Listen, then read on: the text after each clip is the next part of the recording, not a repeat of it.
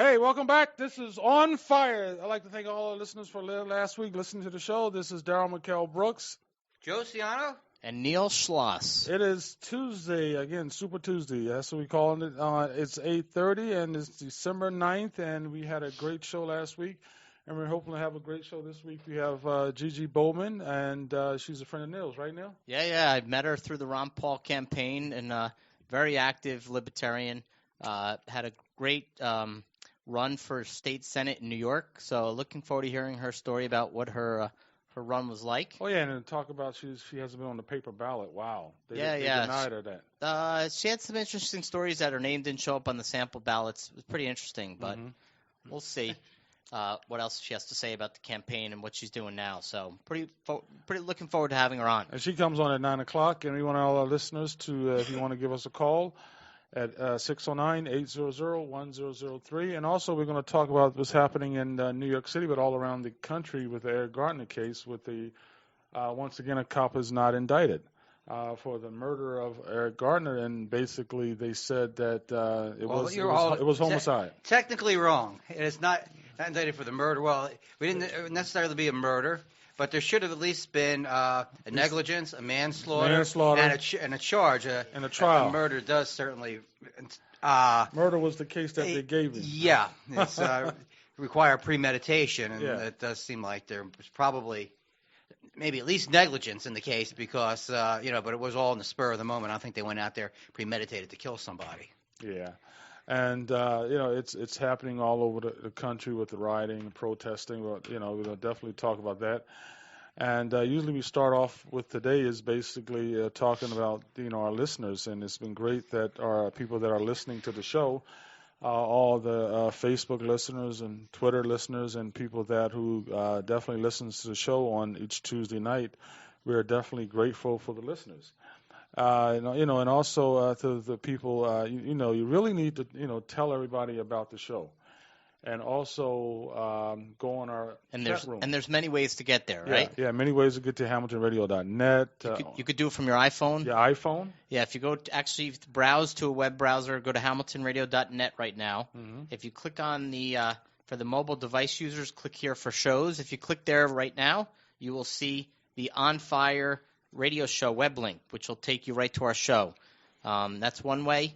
You also have on your iPhone an app called Stream Licensing, which you could download, and you could browse for the Hamilton radio stations. You'll see Hamilton Radio number 2, and you can click on that, and you'll hear the radio show as well. And, of course, you could do it through your regular computer. And what other ways? It's like laptop, iPad, tablets. All right.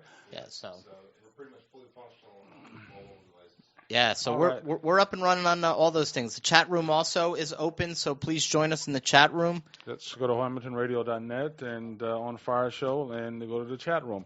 To get into the chat room, you can go in as a guest. As guest. Mm-hmm. Or you can register. Oh, okay. Okay, we're going to put Ruben. Ruben's going to join us right now again. Just so he's going to turn on his mic. Now get it right. We're going to torch you. Yeah. Hey, Ruben, what's up, brother? Hey, what's up, Brother Neil, Brother Darryl, and Brother Joe? How y'all doing?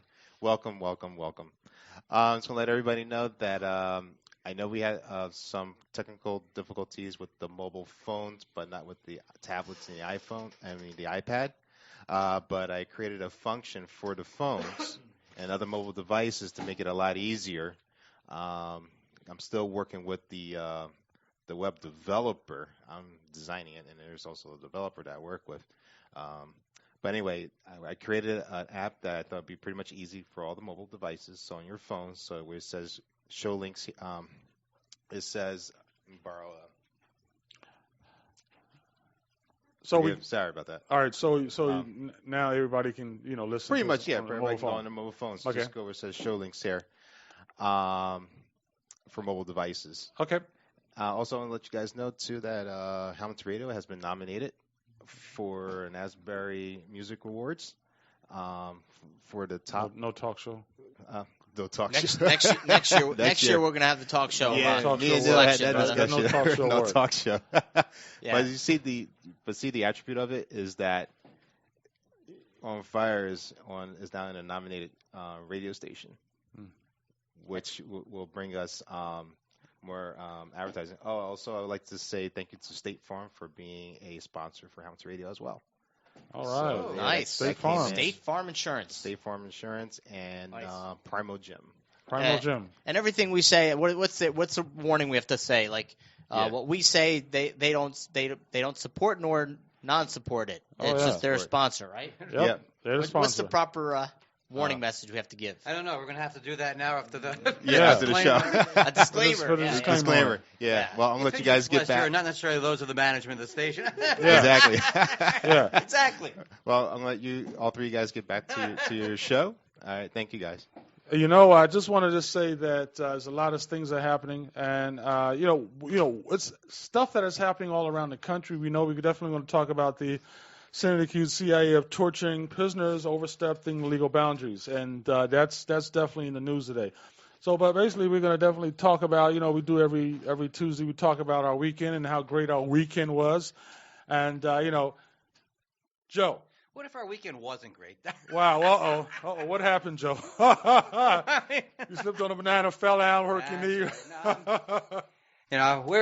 We're still working away. We want to get all the episodes up on podcast, and we're just working through a lot of technical glitches here. So, but that was the Lions part of my weekend, and except for the disappointing Eagles Seattle performance. I didn't get your text. And Joe texted. Neil got it. Neil got the text. Yeah, I got the text. Joe was a little upset with everyone. Yeah, Joe. We're making him do some work. Joe, some technical work. Joe said, "Where's it? Did you get the text?" I said, "What text?" And I said, "Okay." Joe was upset. He just ran. I said, "Oh." It's like 7:30. I get like texts from Daryl like at 7:30 in the morning. You up? I go, okay. Here you go. He's gonna get into it over the text, and and I'm all ready to go, and he's like, "What? What are you talking about?" Yeah, what are you talking about? No, I'm making text you like 4:00 in the morning. Are you up? I was up at 3 today. I should have gotten you then. Wow. Yeah, I actually went to Princeton this weekend. They saw the Christmas Carol. Mm-hmm. Awesome production, man. At the McCarter Theater. Uh-huh. I mean, the production, the characters, the costumes. Very, very impressive. My kids loved it. I want to thank the Coons for inviting us and bringing us to see it. We had a great time with our friends, and actually ran into some friends at the McCarter Theater. Is that Princeton? It's in Princeton. Yep. Princeton University. It's Princeton University. It's on Princeton University. Right by the Dinky train. I'm banned from there, so. I would say yes. it is worth going to see. I want to see, but Bring I'm your banned. kids there. How are you banned? I'm banned. He's banned. He's banned. You're banned? Do you have persona non grata. He's persona non grata. You have a legal document that says you are not welcome. Yes. On their property. On their property. Because he's harassed Tavis Smiley and Paul Krugman. Yeah. People who deserve to be harassed, by the way. Well, we have some Cornell West. exciting news. Cornell West, that's right. We got some great guests coming up in the future that I'd like to talk about. We have Art Thompson. He is the CEO of the John Birch Society. He will be on next week, December 16th. We are excited to have him on. We actually got books here. If you want a free giveaway, you can't see it here, but what's it say on the cover? It says, How the Free Trade Agenda Affects You. Yeah, John Birch Society. And I think the Birch Society hosts events. I think tomorrow they're hosting an event in Keyport to talk about the free trades agreements that are happening, the agenda that they're trying to push, the political movement. So, I'm excited to have Art Thompson on. Another guest we're going to have on is someone from my town. He's actually an author, a retired lieutenant from the police force of New York City. The title of the book is called From Landfill to Hallowed Ground. It's the largest crime scene in America. It's a behind the scenes look at the Staten Island landfill World Trade Center recovery operation. And it talks about what he did while he was there, people that came and dropped stuff off. It's pretty interesting stories and inspiring that are put forth by first responders. So this is definitely a must-read. The book's going to be coming out in a few weeks, so we're going to have him on before the actual book's released so we could talk about it. And I'm excited to have him on. He'll be on January 10th. And then we're going to have an after release party with Frank and have him here for a second interview. So looking forward to having him on. So pretty exciting news for OnFire Show. We're starting to get a nice guest list. Oh, yeah, definitely. I'd love to have Tom Woods on one day, great economist. Lou Rockwell from the Mises Institute. These are the people I'd like to get, and I'm reaching out to them. So we'll see how that goes. Oh, yeah, and I'm also trying to get individuals from the I was trying to get from the Garner family and to send out a couple of emails and know some friends who are connected in New York City. But also, there's a lot of stuff that's happening, and we need. I would say my weekend was good. Yeah. Yeah. I me and Jay, we put up the curtains, some new curtains. We put down the floor. Saved a ton of money. Yeah. It's just like I'm doing all manual labor. Yeah. Is that what you guys like? I guess do you do the manual labor before you get married or after you get married? You do it for the rest of your life. For the rest. Yeah. It doesn't stop stop. when you get married. I'm it's like, called wow. It's called the honey-do list. Yeah. Honey-do list? Yeah. Wow. Do this, do that, do that, do this. Yeah, that's what I'm doing. I'm doing everything. It's like having a shotgun behind me. Yeah. Shotgun wedding? Yeah. Oh, a shotgun behind me. Yeah. And one of the things, that is, it's so much fun. Someone's calling. I don't know who's that. Someone's calling. Oh, but it's so much fun. When you're out there doing things, you love someone. You're fixing up their house, and eventually our house, and it's exciting. But and the great conversations you have. And one of the things I really want to talk about is it's 8:42. You got about 20 minutes. I guess we all talk about some of the things that we've seen in around the country with this Eric Garner case, and it is affecting a lot of people. And when you see a lot of young people out there protesting, and one of the interesting things, you see a lot of young people, both black and white, protesting. And when you see, and what bothers me is that I'm starting to realize there's something wrong with this picture, and when you see, and it's people say it could be a race issue, but I think it's a issue with the authorities. Like how the IRS came after you, and basically how the IRS came after the Tea Party, and when you see a government, and whether it's local or state government who are abusing people. Just today, a cop, I think it was last night, a cop did not get indicted. This young kid, he's a mental development problem, and he wanted to stay and watch a movie, and basically the cops grabbed him and threw him out, and he died. Now this guy, and it's a sad case. It's a young kid out of I guess he was in his 20s. He had Down syndrome. Wow. And the cops dragged him out and pushed him and put him down. And by that time, they had him down to the ground, and he died right there. I mean, it's sad. And they had one cop on television where he punched the girl in the eye. She was already handcuffed, knocked her in the eye. And what kind of country are we headed? And it's just not about, for some issues from race like African American, it's about race, and then you have a younger part that's about race, but then you have a younger generation who are white kids and certain suburban kids. It's about the authority and corruption. Well, the way I've been looking at it, and I've been following other people, is this idea that not the racial issue per se, but the interracial killings, white on black, are going to get played up in the media. Mm-hmm. But the grand jury process. The grand jury process was originally meant to keep a handcuff on the prosecutors so they can't just bring indictments against everybody and their grandmother and bring them to. So it put the people over there. But there's no defense lawyer. So the prosecutor basically just says what he needs to say, look, the guy, there's reasonable cause to have a trial. So there should always be almost an indictment. It's almost impossible not to get an indictment. And twice we didn't get an indictment. And the thinking third time. And the thinking here is that because the police are involved and the prosecutors have to work hand in glove with the police. They're very reluctant to bring cases against them because those are their partners. They don't want the police turning on them.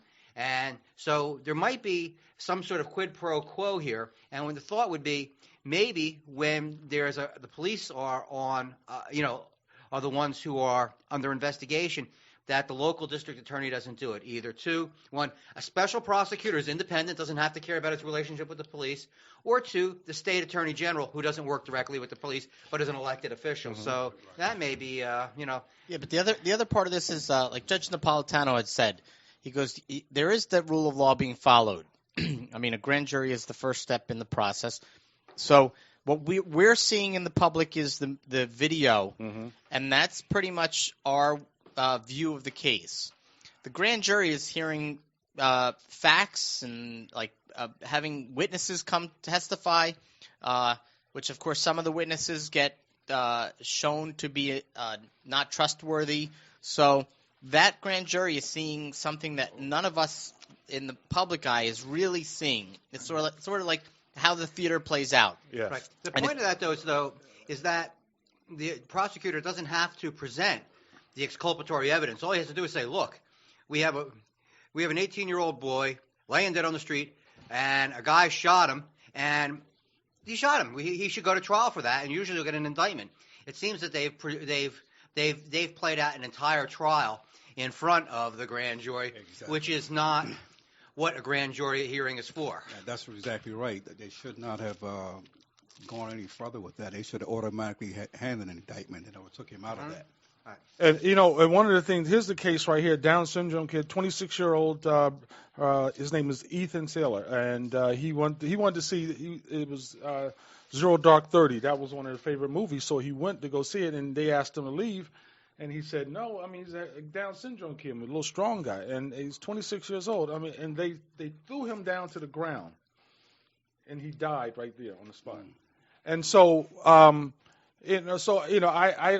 gotta say this. I don't support violence, but I understand how people can get violent of the anger when they don't have the way of fighting back, and that's how it usually is. And we have a government that tells us not to be violent, but if you just look what happened, the case with the torture case and the violence that was taking place with the American government, and and you see what's going on around the world, and when this country has been a violent country, this country, the leadership, whoever's in office, whether it's been Obama or Bush, have been violent. And they have out there committing war crimes, and and they tell people not to be nonviolent, don't be violent when they're out there being violent, and this country has done a number of things to poor people, to poor whites, to poor blacks, the Indians, Native Americans, and it has to, things have to change, and I think we really will have to do a lot of protesting, organizing to change things, and now's the opportunity. I mean, and so I was telling some Tea Party friends of mine, I said, listen, if you guys can get up, if you guys don't understand, I understand this.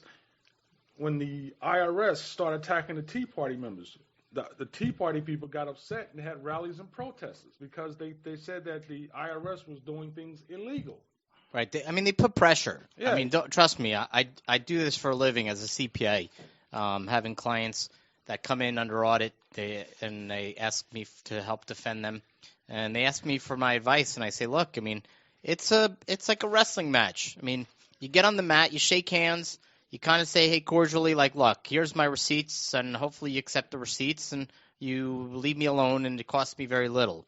And then they use just tactics. I mean, simple tactics because their goal is to eliminate an expense and therefore just add additional income to you. Right.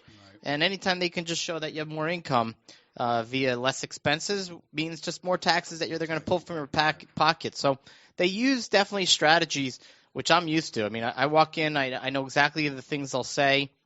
So I just discussed that with the clients going in, saying, look, I mean, you're nervous going in because of course, you think it's the government coming after you, which I say it is. And I mean, but the other part I say is you should never fear them. Mm-hmm. I mean, the IRS is, to most people, is a fearful thing. To me, I have no fear of them anymore. It's just a conversation that you're going to have with another person. And that person will always say to you, "Sir, I'm just doing my job." Right. Which to me, I mean, historical look back, that's what the Nazis said. I was just doing my job, which to me is a point where I have to shake my head and say there's something wrong when they're just not. They say they're doing their job, but they don't know what the law is. Because I've asked them, hey, do you know what your Fourth Amendment right is? And they're like, I have no idea what any of my rights are. And I tell them that's the law. I mean, it's the law of the land. So.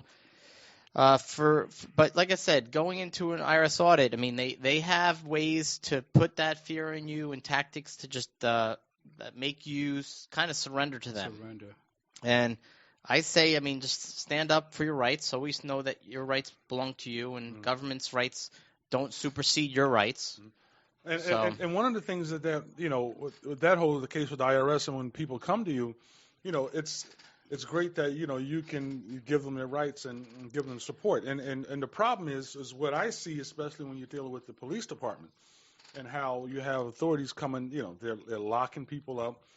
They part of us. It's when you look at it, it's cities and parts of state government, but mainly it's corrupted city government and corrupt cops. I mean, you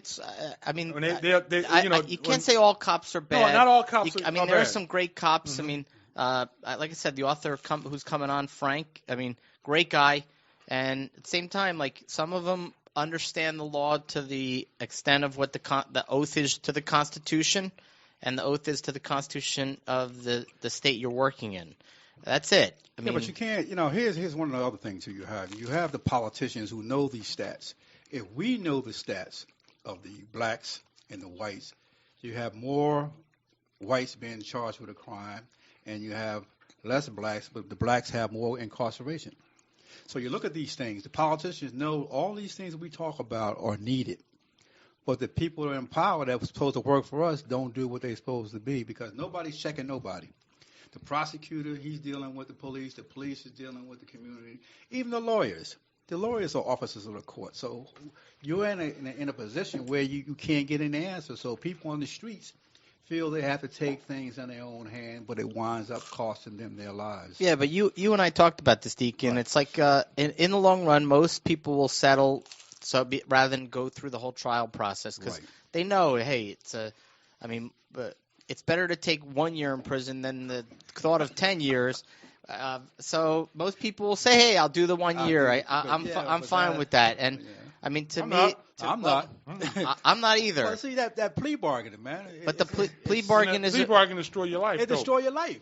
You get a year in prison, you can't get a job. It's on your record, and so that 1 year basically turns into a lifetime of poverty, and especially if it's a felony. Mm-hmm. And granted, look, I haven't been in that situation before, and I hope I never am. So, but the thing is, but could the IRS could have charged you? Could they have locked you up if they wanted to? If they pushed the issue, I mean, when they challenged you, and you know, imagine if you were a person who did not know anything about taxes, and they came after you, and you challenged them. I mean, government can try to do anything they want. I mean, come and say you're under arrest, and now you have to go through that process. Mm-hmm. And I mean, they can do that. Mm-hmm. I mean, do I ever see that happening? No, I mean, anything's possible. I could say on a lighthearted way, the IRS right now is looking for the government's looking for money. Mm-hmm. They're not looking for the criminals. Well, because locking someone up costs them more money, and they would rather just try to get the revenue needed to support this. What is it? Oh, we're at $18 trillion, right? We just hit $18 trillion in debt.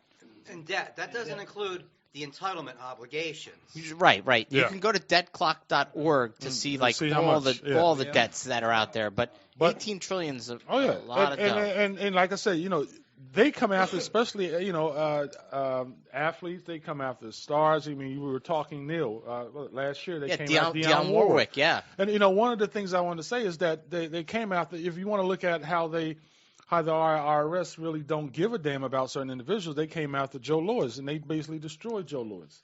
Took everything he had, took his children's funds. They destroyed him. He gave money while he was on top. They gave money. He gave money to the government to protect, as a supporting of the government. He went to the war. He went to war in World War II, and he fought, and he and basically he supported the American government, and basically they came after him and they basically took everything he had.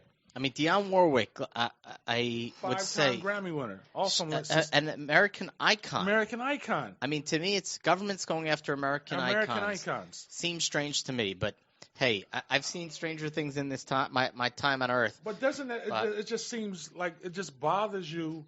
It's just that here's American icons. That's what Friends Are For. One of the greatest songs that helped fix the AIDS crisis, raise money for. And they come after you and they destroy you, and basically they don't care. This American government lets you know. Well, we know who you are, but pay up. But I mean, it's just wearing on a person. Yeah. It wears on their mind. It wears on their back. The stress is crazy. So, sorry, the heat's coming on. So we got some funny noises coming from the walls. I think we've got a rattlesnake in there. Yeah, I was like, get on the table right now. It's smoking. It's smoking. Whoa. It's not joking. We're smoking. I'm on fire. The OnFire Radio Show. Oh my God. Hold on. Joe, we're on fire. No, you see that smoke? Where's it? Is there really smoke coming? Right here. Wow. Right here. Where? Right on here. Oh, shit. Oh, we have a smoke machine. You got a smoke machine. What the hell is going on in our show? All right. I thought we was on fire. Anyway, we got to get back on track. All right, we're on fire. I thought we was on fire. Gigi Bowman's coming on in a few minutes. We're excited to have her What the hell on. is going on? We have a chat room, Right. HamiltonRadio.net. Click on chat room. You could join the conversation. Yeah. What are we doing with a smoker? I think we're going to have to do the rest of the show from the park. It's the OnFire Show. On fire show. Yeah. Special effects. On Only fire one show. of us can see it. Yeah. I wish you could see this. So I really there's No, smoke no. coming up. From We're going to see the somewhere. Robbinsville Fire Department. Oh, yeah. That's all you need. Yeah. Hey, also, I just want to thank Papa's Pizza. They brought pizza over. They're actually located right outside where the radio station is. It's on, 19 Main Street in Robbinsville. If you go there, please mention Hamilton Radio. Make sure they know that Hamilton Radio you sent you and that you're hearing it from us. And of course, I can't guarantee, but I'm hoping they'll give you $1 off of a pizza. But that's not a guarantee. I'm not holding that. We cannot hold you to contract on that. But I'm working on that, boys and girls. So, if you don't get a call, Hamilton Radio, they'll take care of it for you. We're going to wrap it up. We'll be right back. This is on Fire Show. We'll be back with Ms. Gigi Bowman. All right. With dry, brittle, flaky skin, oily skin, or your skin is simply dull and lifeless, I've got a great skincare line for you. It's called Tazati, T-A-Z-A-T-I. At Tazati.com, you can order products online that are so pure and natural, your skin will come alive with radiance and vitality. You see, Tazati organic skincare products use deep, hydrating moisturizers with natural elements like aloe vera, olive squalene, and shea butter, rich and proven to replenish your skin, yet never greasy. Also, if you suffer from adolescent or menopause acne, you can shop online for Tazati's gentle two-step cleanser, which heals acne by balancing your pH, ultimately putting a stop to skin eruptions for a clean, clear complexion. And the popular Vanishing Elite product can be applied to your face and neck to help combat dark spots for a smooth, even complexion. Place your order today and see what a few of the many satisfied Tazati customers are saying. Go to Tazati.com. If you want whole foods and more natural products while making your family healthier, visit 2285475.myforevergreen.org. That's 2285475.myforevergreen.org. Do it today. Feeling down, depressed, just don't feel like getting out of the house anymore? Well, do it anyway! Sounds like it's time. Ticketstime.com, that is. Ticketstime.com has tickets for sports, concerts, and theater just waiting for you to buy. Did your favorite concert sell out? We have tickets at Ticketstime.com. Did you miss your favorite team's last game? Don't miss the next one. Log on to Ticketstime.com. Is there a play you've been dying to see but haven't had the time? Well, make the time at Ticketstime.com. Everyone needs some relaxation time, so remember to make some time at Ticketstime.com. If you want whole foods and more natural products while making your family healthier, visit 2285475.myforevergreen.org. That's 2285475.myforevergreen.org. Do it today. Feeling Feeling down, depressed, just don't feel like getting out of the house anymore?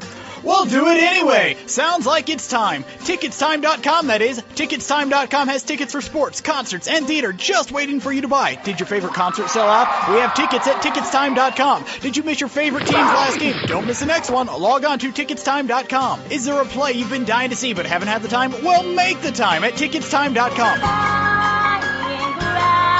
Everyone needs some relaxation time, so remember to make some time at Ticketstime.com.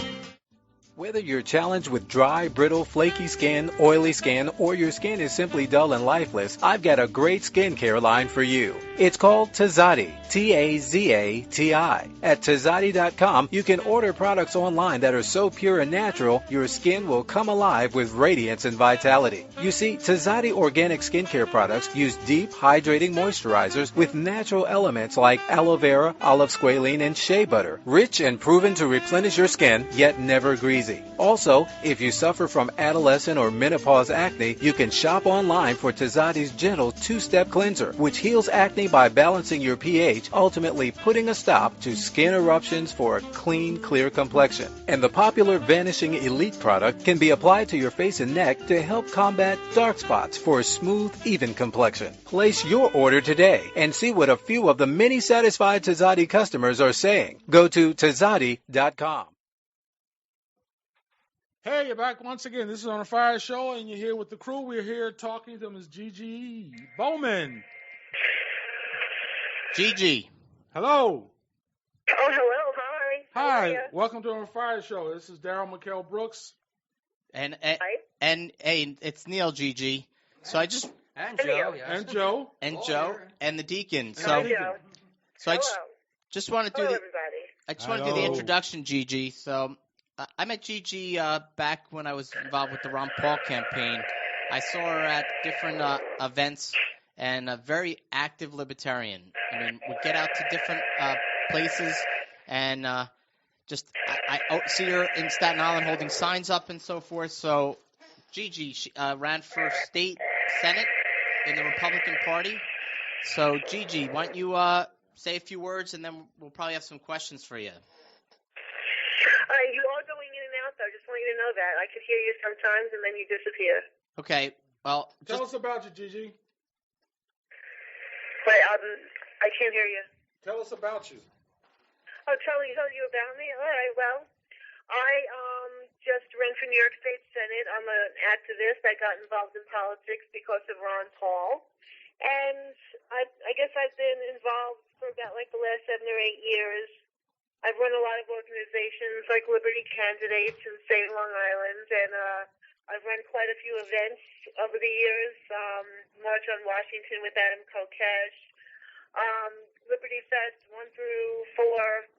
I've done a lot of things, and right now I'm tired. I'm just tired. I think I'm going to take a break from doing things. So you might be my last interview.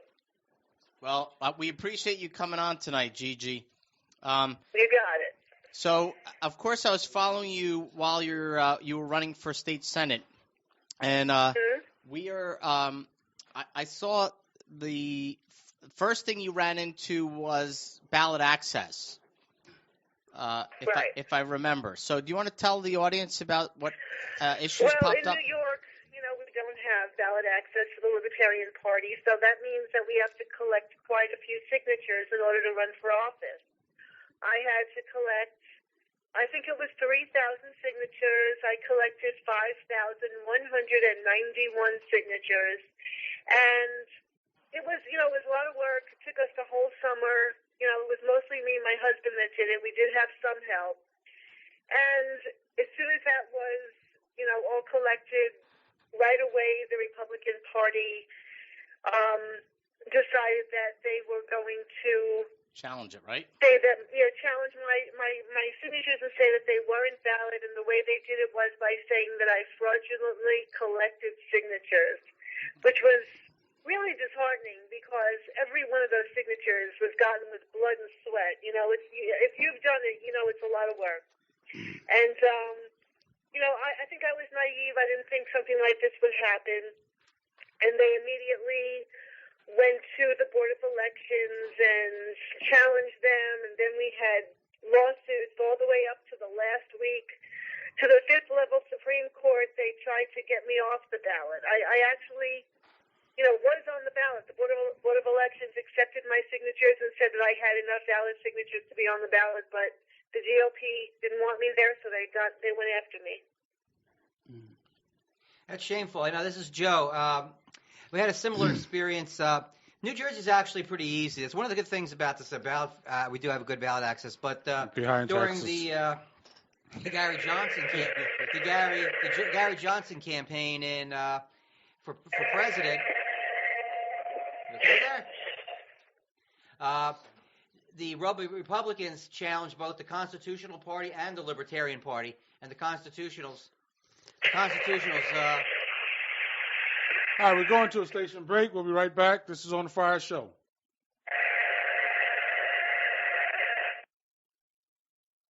Hey, back with On Fire Show. This is Don McKell Brooks here with Gigi Bowman, right? Yes. Hello, Gigi Bowman. Are you there? How you doing? All right. Good, Neil? Yeah. So, Gigi, there was a question that the deacon wants to ask you. So. Oh, Gigi. Yeah. This is Deacon Clarence Haynes from Second Calvary Baptist Church in Hopewell. Got a question for you. Did you have to pay to be on the ballot? Was there a cost? No, we don't do that in this state. You don't pay to get on the ballot. You just have to collect signatures. Okay. And if you do have ballot access in your state, you would only have to collect a minimal amount. But because we don't, we have to collect a ridiculous amount. Like the guy that ran for governor had to get 30,000 signatures minimum. Okay, so how do you get those signatures validated? What's the process? So you don't have the problem that you had with invalid signatures that they claimed. Well, you submit the signatures, and they said that they felt that many of my signatures weren't in the district, and they said that because of that, they considered it fraud.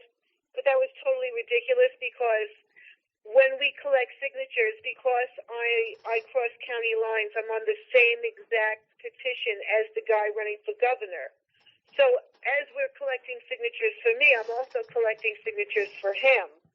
And of course, some of them are going to be out of district because if somebody says, I'm sorry, I don't live in your district, but they still want to sign for the governor, then they can sign. Right. So, that really was just some kind of ploy they were using to try to get me off. But it didn't matter because the Board of Elections said that I had enough signatures. Yeah.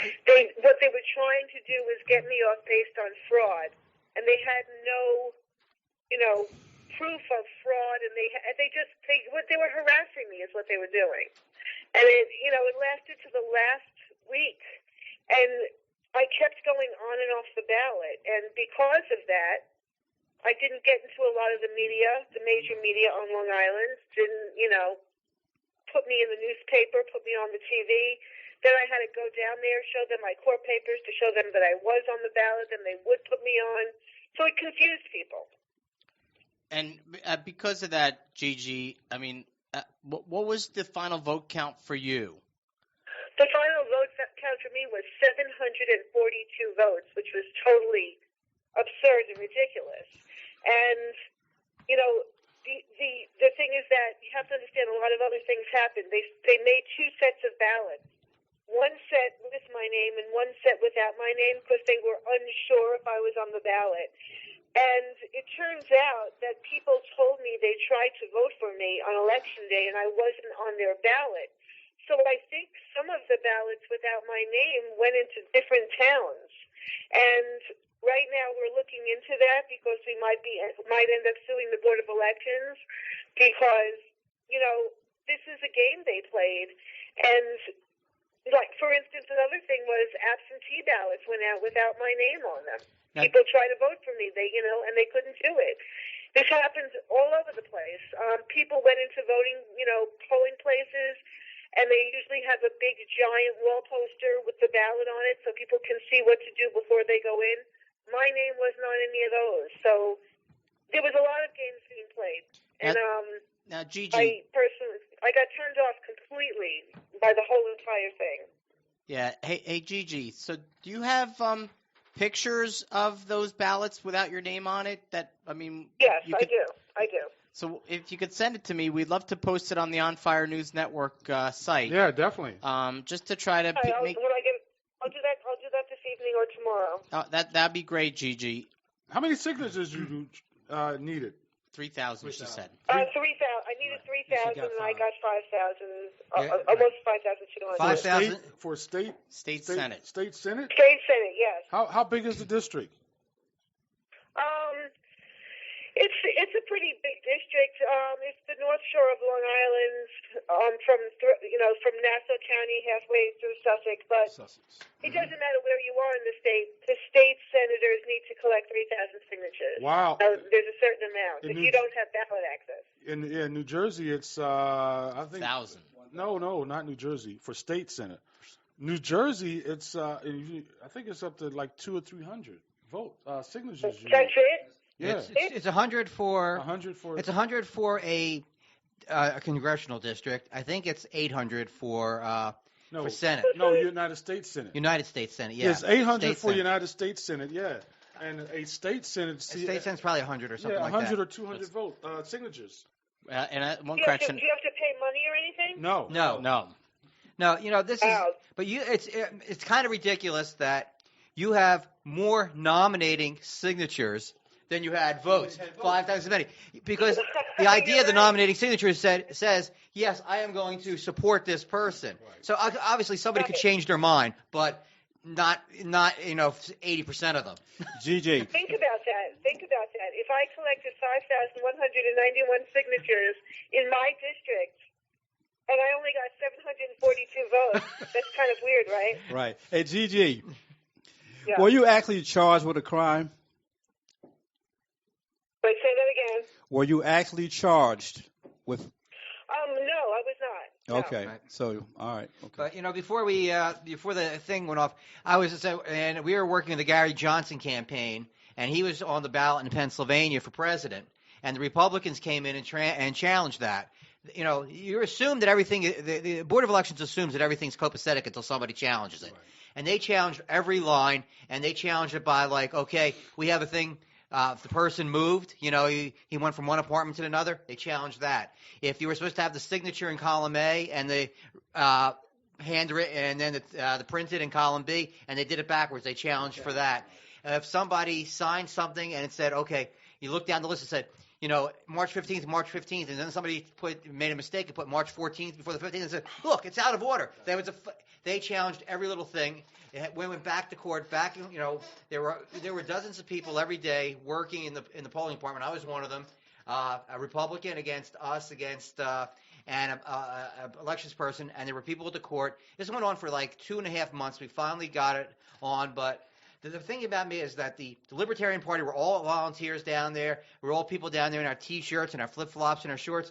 All the Republicans, most of them were hired hands. They were lawyers, guys in suits, women in business suits and pearls, and they were getting $1,000 a day, and we're out there using my vacation time to fight for this. It was awful.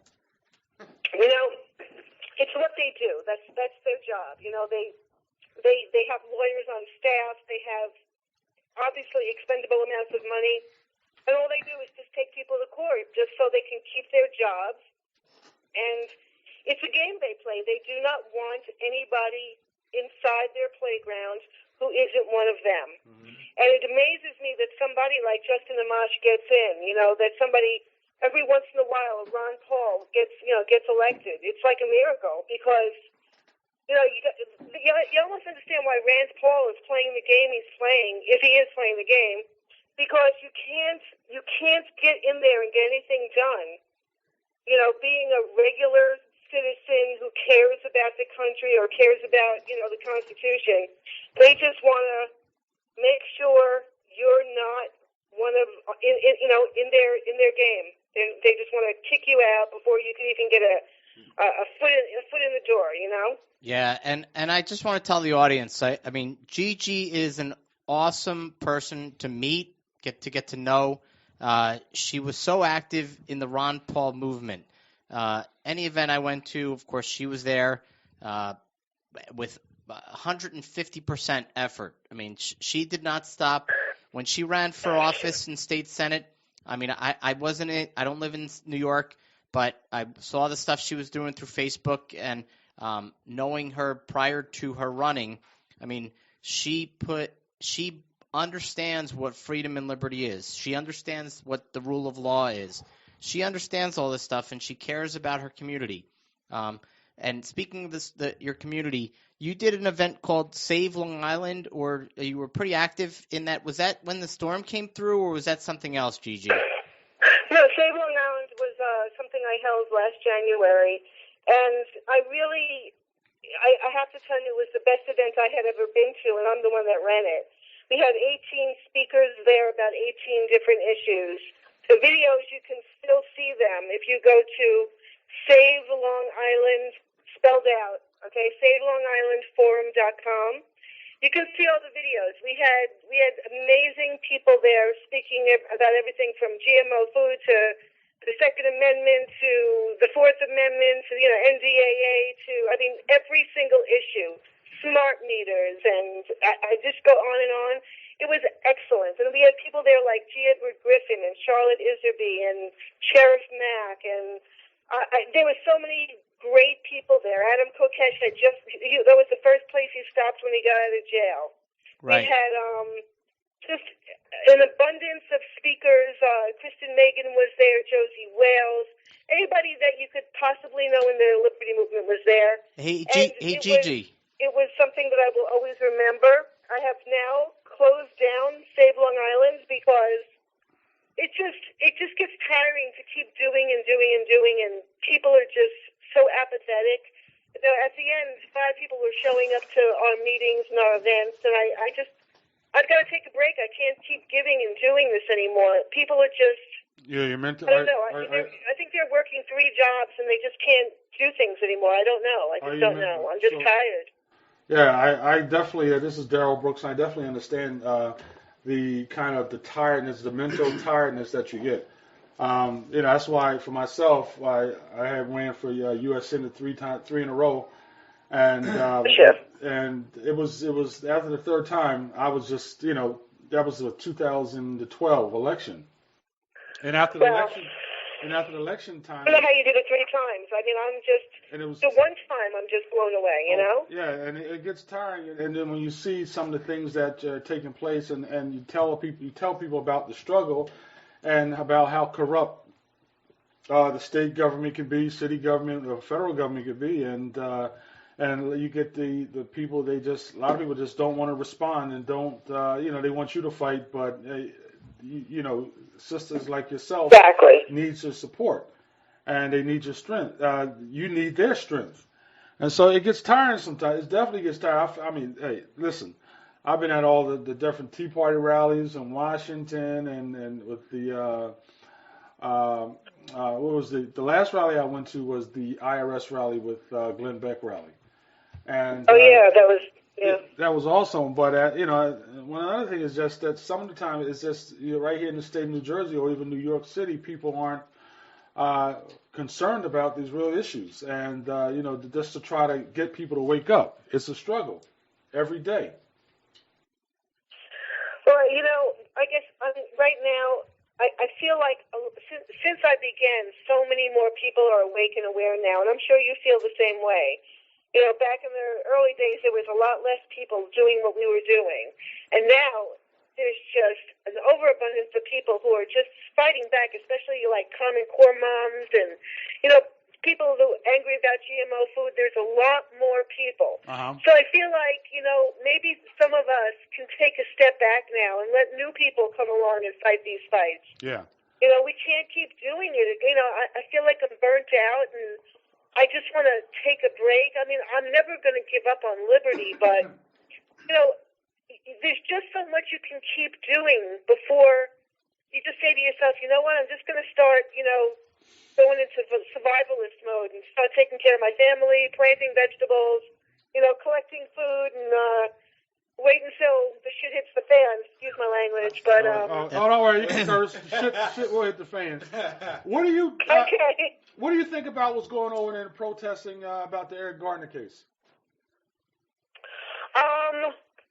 there's people are angry. The thing is that there's so many people on both sides of that issue. It's very hard. I mean, the one in New York, that was definitely wrong that he wasn't convicted, the police officer. The one in Ferguson is a little bit more, it's hard to judge that one. It's kind of weird, but I've been trying to stay out of those things because really all they're doing is dividing everyone. Everybody's just fighting and fighting. That's the kind of stuff that they create racist, environments, and they make us fight with each other. And while that's all happening, Obama's signing all kinds of executive orders, and nobody's paying attention. This is what they want to create, Well, they want to create, Gigi, they want to create chaos so they can create order. That's the whole plan.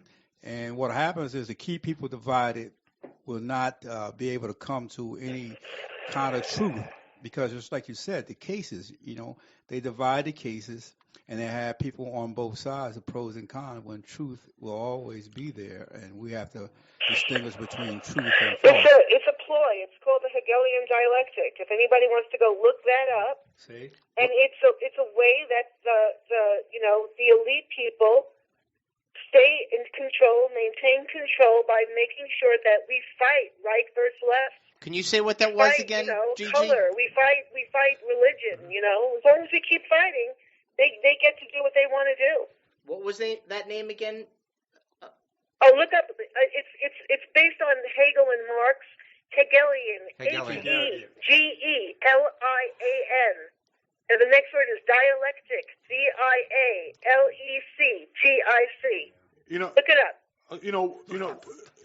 One of the things that dealing with the protests, and I guess for the past 2 or 3 years, you had one side was the Occupy movement, and I think it was the Tea Party movement that really started first, and then it was the Occupy. Now you're seeing, if you go, what's going on in Los Angeles. You see a lot of young, both white and blacks, coming together protesting against either is the racism or the authoritarian of the government. How they're and that is so amazing. You see young white and black.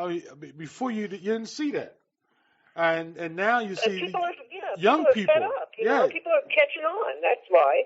And it'd be interesting if you got the Tea Party movement and the Tea Party movement and the young people. Honestly, it'd be great in the Ron Paul movement leaders come together because the young people have a force, but they need to be led the right way. It's funny because I guess we're all on Facebook. And a lot of people will come together for certain issues, like, say, GMO food, okay? There's a lot of people who are concerned about what happened to our food system, and, it doesn't matter if you're on the right or the left. You come together for that issue. But right now, I see a lot of people getting divided again because a lot of people, say, from the Tea Party movement and from the right, get very upset when you insult or put down the police. And right now you've got a lot of people who are angry about the police militarization. But isn't that, in another sense, wouldn't the Tea Party, if you look what happened with the IRS when they challenged the Tea Party, and what happened with that, and that was,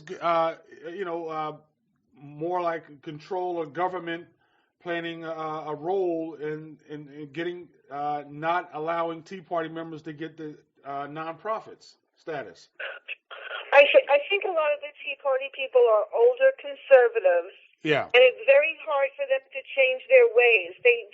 On one hand, they don't trust the government because of things like the IRS scandal. Yeah. But they can't seem to get past the fact that, like today, the torture papers came out. Yeah. And a lot of them think that's okay. It's not okay.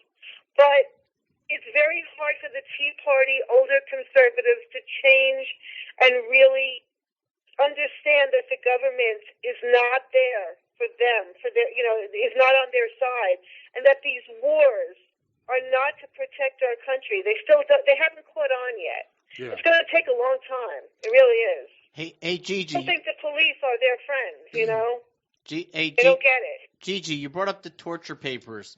Do you mind telling our audience what they are? Because I saw you posted that, but I'm not sure. I'm not too familiar with that. Me either. I haven't read them yet. I just been reading what people were saying. I haven't sat down and read them.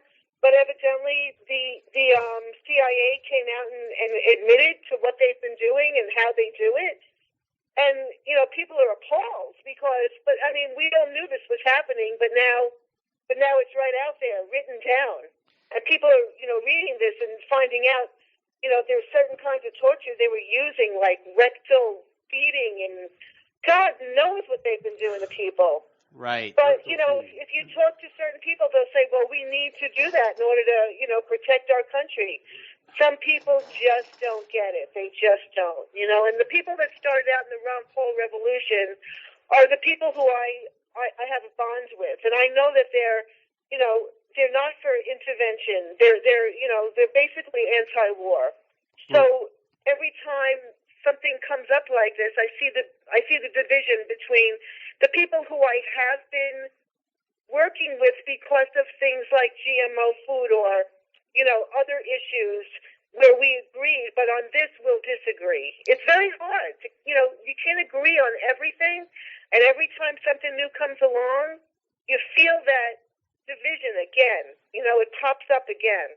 Right. And it's funny, I felt the same way, Gigi. I have a lot of friends that were it's kind of like, I love what Ron Paul says, but he is a non-interventionist, and he doesn't want to go to war and protect our country. And I that's the one thing that boggled my mind, that the people didn't understand what Ron Paul was really trying to say, was that peace is what we all want in our society, in our lives.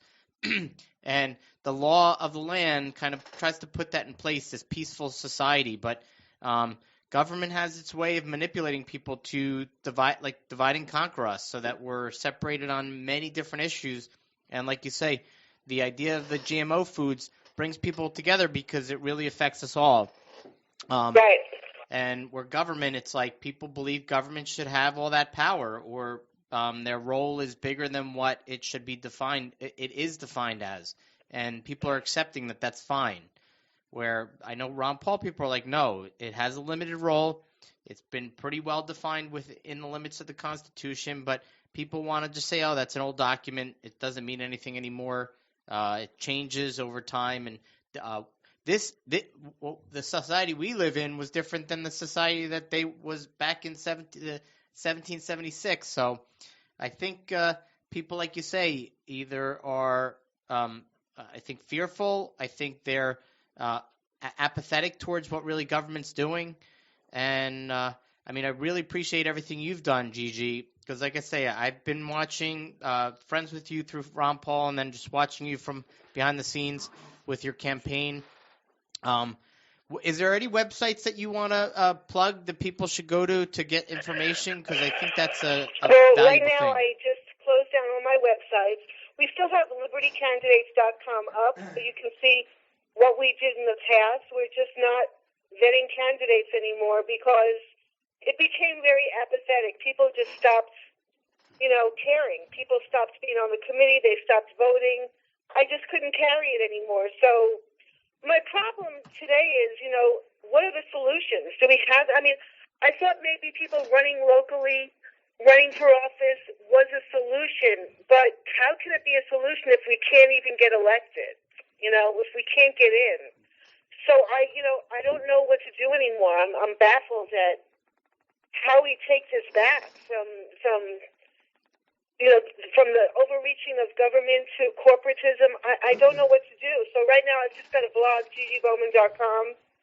So anytime something just comes to me, I will write it down and send it out to the world. But I'm lost right now. I'm in a very weird place, and I guess running for office can do that to you. Maybe I'll, it'll wear off for a little while and I'll go back to my old self. But right now I'm just totally disgusted by all of it, really. Well, Gigi, this is Joe. I've done it twice. I've run for, actually 3 times. I've run twice for U.S. House of Representatives as a Libertarian, and once as a Tea Party guy for for state level office. And the one thing I'll say to you is, one, thanks for running. By being out there, we know about it. You give voters a choice. I know that your particular district and your state made it hard to give voters a choice, but you are representing an alternative point of view, and it does give hope. And I've always go back to this example. The Communist Party and the Socialist Party, as parties, never won, elections in any big way. However, most of their programs have been implemented over time, through the mainstream party. So it's important that people be out there, expressing these points of view publicly, so you don't think like, well, I think I'm weird because I think I'm the only person who thinks this. No, you got to be out there saying it. Somebody's got to be, out there taking the shots, and you did, and God bless you for it. And keep it up, write the blog, and we hope more candidates step forward. Yeah, definitely keep supporting and keep fighting. One of the things, as in 2012, I got tired, and basically I needed a break. But you need that break. Most candidates who run for office, and they tend to take a good 6 months off for a break, and then you get stronger and you get a little wiser, and you think of ways of impacting a campaign, impacting your area. One of the things you also can do is such a thing as that we're doing, talk radio. That definitely is an impact, or start a newspaper. There's definitely a lot of different ways to really impact the voters, and you got to keep on pushing. I know it gets tired sometime, and you're frustrated. People are not listening to you, and people are not really their minds are set on something, or entertainment or sports. But you have to keep fighting, and like I said, where is this country headed? I don't know. When you see all the crimes that are taking place, the corruption that's taking place around the city, around the state, around the country, it's the roof is going to fall, and the house is on fire, and what happens when the house is on fire? Will the people put out the fire? Will the government put out the fire, or will this house continue to burning until something happens? And right now, America is on fire. And it's sad, and but Sisters in Liberty like yourself have to keep going strong and fighting for the truth and put out the fire. And it's important that you stay strong, but it's important that you also take a break, take a trip, go to Hawaii. Yeah, you deserve it. You deserve it, Gigi. You know what? Thank you guys. You guys are great. That's great advice, and I appreciate it. I do, and I give you credit for running more than one time, for running many times. It's a wonderful thing you did that. Yeah. 5 times. Joe, I got you by 2. Hey, oh, wow. I ran for Board of Ed, so you won. I won. I'm a Board of Ed member. So, wow. But trust me, being on the inside, you just see the same stuff happening, and people don't get the concept of you just spend. It's gonna come back to bite you in the ass later. So, but Gigi, like I said, you should take a break. Get your mind off of the political scene that you've been exposed to. I took that break after the Ron Paul campaigns. My family understood how much time and effort I put in. I feel like I still talk about it, but my heart is towards freedom at this point. So I don't think government even bothers me anymore. I try not even to think about it. I've been asked to run for offices, and it's like I go back and I say, I just prefer to be free.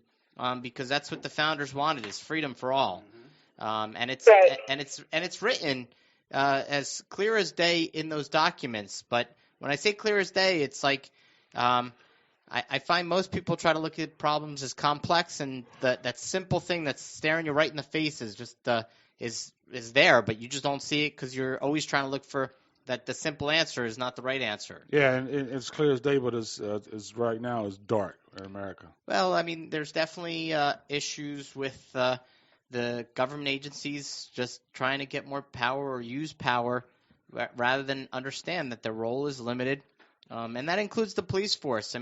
Their role is to defend the Constitution of the United States, which is a document that protects your rights and freedoms, and that if you have individuals, and one of the things, Gigi and Neil, we all talk about the Constitution, but if you have a force that don't believe in the Constitution, And that's the problem that we have, Gigi. Do you believe that? You have a government right now, and whether it's a city or a state government, they don't believe in the Constitution. The Constitution, the Constitution to them is very irrelevant.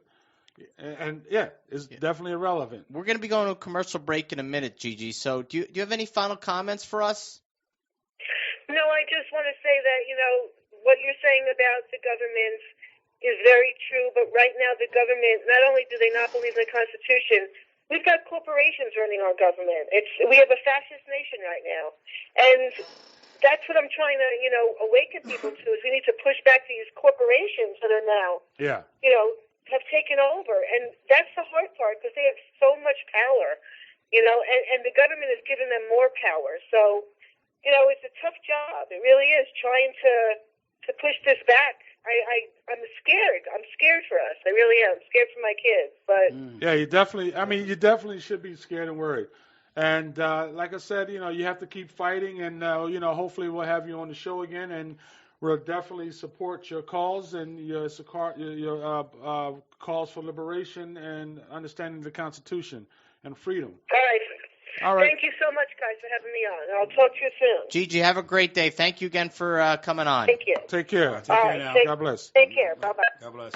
This is OnFire Show. We'll be right back. Yeah, like our page on Facebook. Like the page on Facebook. Go to the chat room. Listen to our on-demand shows now, right? Yeah. You can go and listen to some of the older shows that we've had. So, well, some of the newer shows actually are up on Hamilton Radio, and we're working on putting the other shows up. They're coming. I don't know about Joe. You gonna work on the show? No, Joe. You're I don't know. It's like you're about burned out. Yeah, it's like an addiction. I'm gonna go back and abuse myself. Yes, I get a text from you later. Well, this is OnFire Show. We'll be right back. God bless.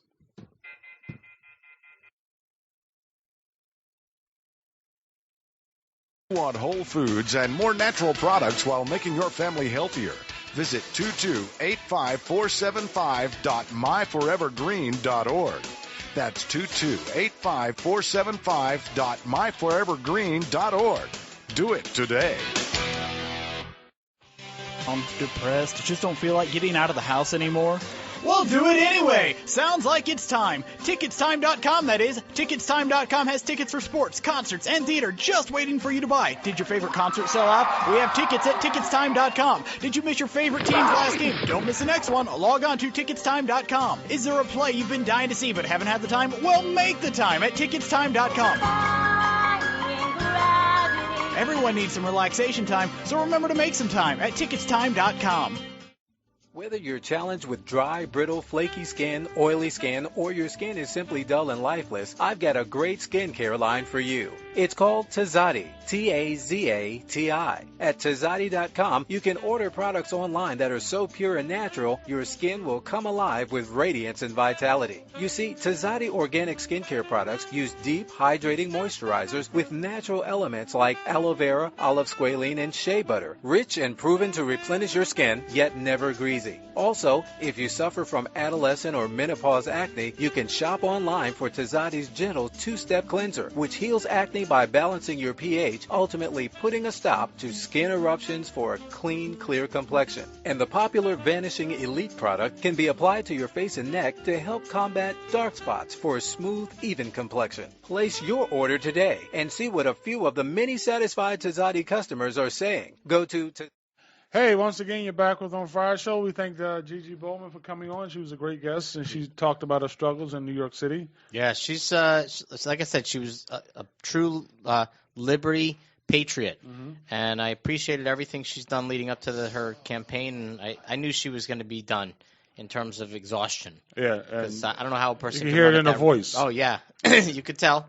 Definitely tell. And we made her live it one more time. Yeah. So thank you, Gigi, for that. Yeah. Thank you for your efforts. And we hope that she gets a little break and then come back stronger than ever before. Yeah. And that's what usually happens. You come back stronger. You get a break. You relax a little bit, have some fun. Right. Go on a What trip. does not destroy you makes you stronger. Yeah, Right. I believe that a lot of politicians wish they could run in New Jersey.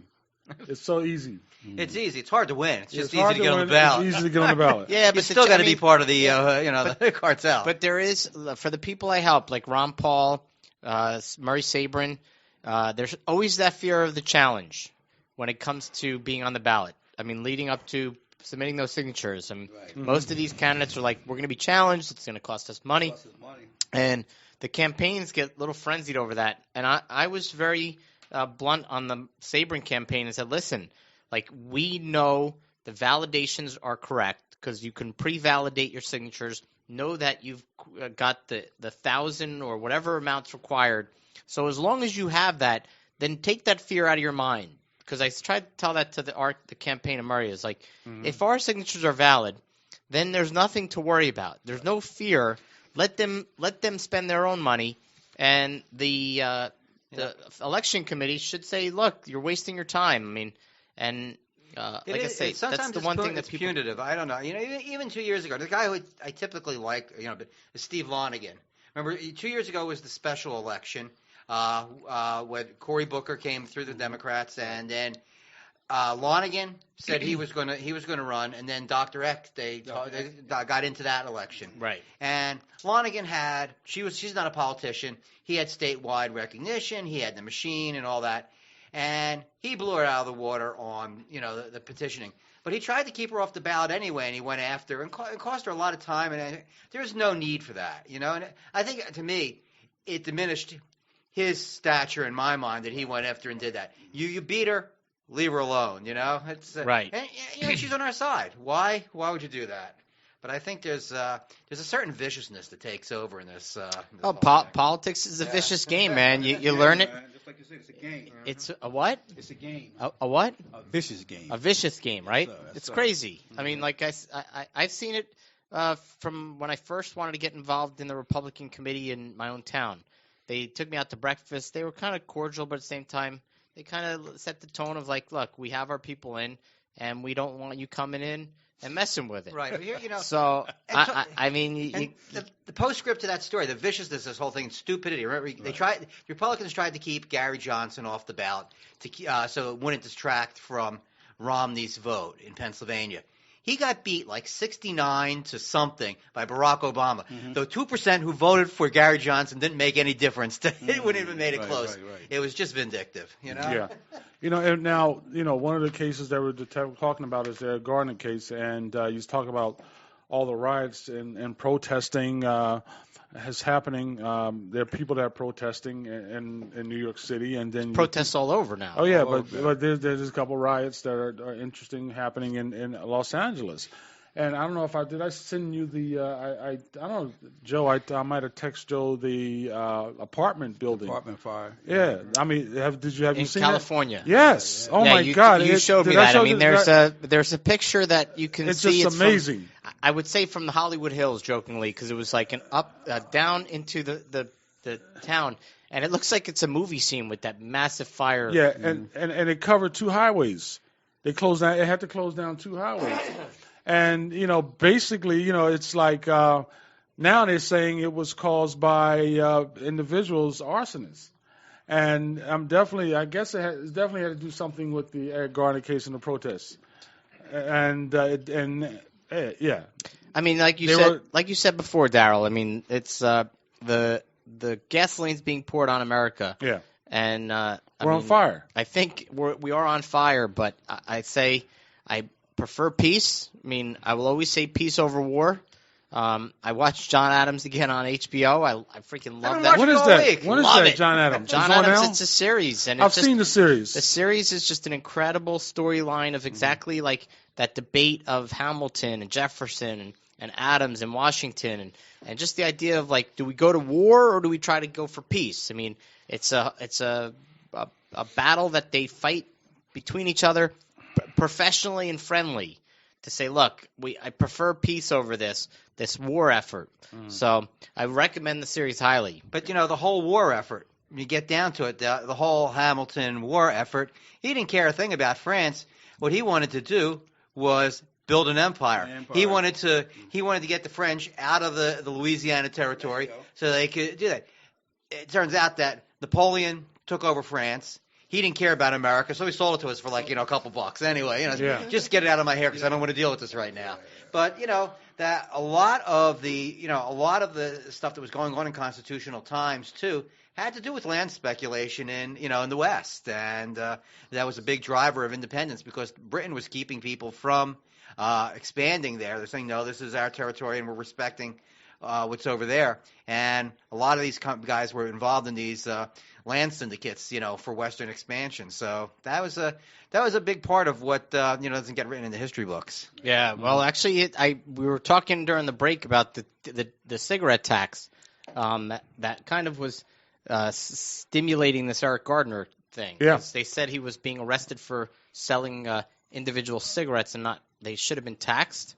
Is that part of the storyline? Right. Here, first, the city, and the state is like a mob, okay? Like the drug dealers. And one of their things that they sell that people are addictive is cigarettes. They make more money than the tobacco companies do on the cigarettes because of the tax they do. And now here, and it goes both ways. Say, well, we taxed them heavily so that we can discourage this awful habit. Okay, great.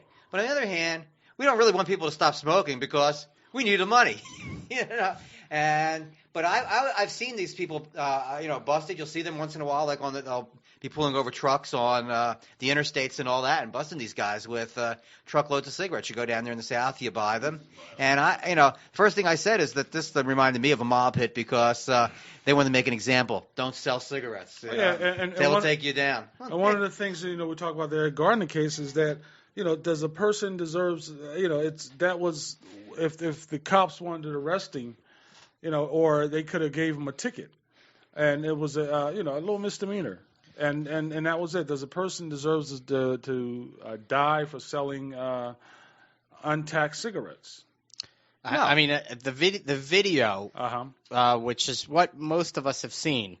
I mean, he just said, "Look, leave me alone." Like, why are you bothering me? Why are you bothering me? I haven't done nothing wrong. I've done nothing wrong, and I just want to be left alone. Untaxed cigarettes. I don't know. I wonder if New York had been an open carry state, and people walk around with guns instead of cell phones, if they would have let that happen. Yeah, I mean, this get off of him. This could this could be the chokehold heard around the world. Exactly. Yeah, right? But what will happen though? Once And that's the thing. What bothers me when they in Philadelphia they had kids falling down on the ground, pretending they're Eric Garner, and on the ground is or don't shoot. This is not a fad, and that's what I see possibilities that the young people use. This could be a fad to them. Right. Just something to do, but they don't really know the real extent of this. A person died. Well, a man died, a father died, a son died, and there are hundreds or maybe more cases like that around the country. And sometimes you have a younger generation. They're stuck on Facebook, they're on their Twitter, they're on their watching all these crazy different shows. And when you see a situation like this, and they say, "Oh, there are people that's just falling down on the ground," I want to be a part of it. And not understanding the real situation, a man is dead. Part of the thing is, you see the posters and all that says Black Lives Matter. Yes, they do, but I think human lives matter. I think that's what you get past it because we're droning people all over the world, we're killing people all over the world. Arab lives matter, Muslim lives matter, Black lives matter, white lives matter, but human life matters. We're abusing it. I think and I think this is it's being used as a division. It definitely is a division. Well, see what happens is that if you don't isolate the issue, it'll never come to light. We don't have the same mentality to think about what you just said because it doesn't pan out for us. We have to go through we got to jump through many more hoops just to get anything done. So we have to always go to the extreme. And when you were talking about the things in the 60s, you had people who joined marches and didn't even know what was going on. They saw a crowd of people and they would say, "Man, what's going on? Are we doing so and so?" They weren't a part of the movement. They were a part of the mass crowd. So in any time you have a mass gathering of people based on a subject that, a protest, a great majority of the people in the group has no idea what's going on. They come along for the ride. Mm-hmm. And this is your troublemakers. They have ulterior motives. Oh, man, we're going to break out a window, man. We're going to do this. We're going to do this. So the crowd draws all types of people, and everybody in that crowd is not one focus on what they're trying to do to get that point across. Yeah, and it's that's one of my main problems is do these kids know that actually a man died and what you're fighting for, not just because you see it on television, it looks exciting, so I'm just going to play, get involved. And that's what the whole situation with the Trayvon Martin, where people wearing hoodies at work and walking down the street in broad daylight. Oh, I got a hood on, both white and black, young and they were old. And it's when you look at the American people today, and especially the younger generation, do they actually know that it's getting worse? It's when I was on the bus today, it was yesterday. I was on the bus, and then I was talking with a bus driver, and we were all having a discussion about what's going on in America. And if you want to join the discussion, give us a call 609-800-1003, or join the chat room at hamiltonradio.net. Click on the chat room, and you can join in on the chat and ask questions to us. But we'd love to have you call in, give us your thoughts on this. Mm-hmm. So once again, this young, she's not young. I guess she's like 20-some years old. She was born in America but went to Cuba, and now she's back. And she's basically said that, she doesn't care what happened. It really doesn't affect her. And then the bus driver was saying it was another, she was a female. And so she said that basically she felt that this country was going into a war, some type of civil war. And she said that Obama basically was a front man and lied to us. That's what she said. Obama isn't right. And it's. And can I ask what color she was? She was African American. Okay. And the young lady, she was African American, but maybe Cuban American, African. She was black Cuban. Right. And so, but basically, she was pissed off. She says, Obamacare. Basically, she can't get the insurance that she needs. It's too expensive, and a lot of things are happening. And she said that basically this government has lied to her. And so, when I talk to Tea Party people, and I go over their house, we talked, and some of you maybe some of y'all may know who they are. They're pissed off with the government themselves. And either they're pissed off with the IRS or the corrupt governors or corrupt politicians in the state of New Jersey. And so basically something's up. And and we have to come together as a people. And it's definitely exciting when you see young black and Hispanic young kids coming together. But you got to understand, do you know what's really happening? Not just what's on television. You just want to join the march. You want to join the protest. But do you understand it's bigger than a march and a protest? I mean, my feeling is it's government just getting bigger. Bigger. Right.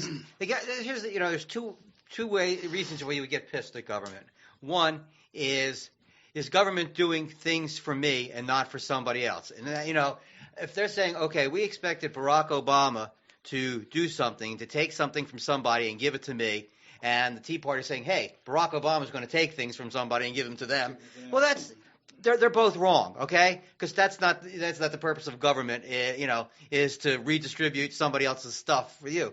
I think when both of them are wrong. I mean, then the problem is government and its expectations. What's yours is yours. What's mine is mine. And there's also going to be people who are left behind. And if there's people who are left behind, there's a role for compassion. There's a role for private charity. There's a role for these things. But if they expect, there was that famous lady who got on, and she goes all over the place when Barack Obama was first. She goes, I don't know. Barack Obama is elected. I'm not going to have to pay my phone bill. I'm not going to have to do. No, that's not going to happen. Don't expect that kind of thing, to happen. It's not. He can't give a free ride.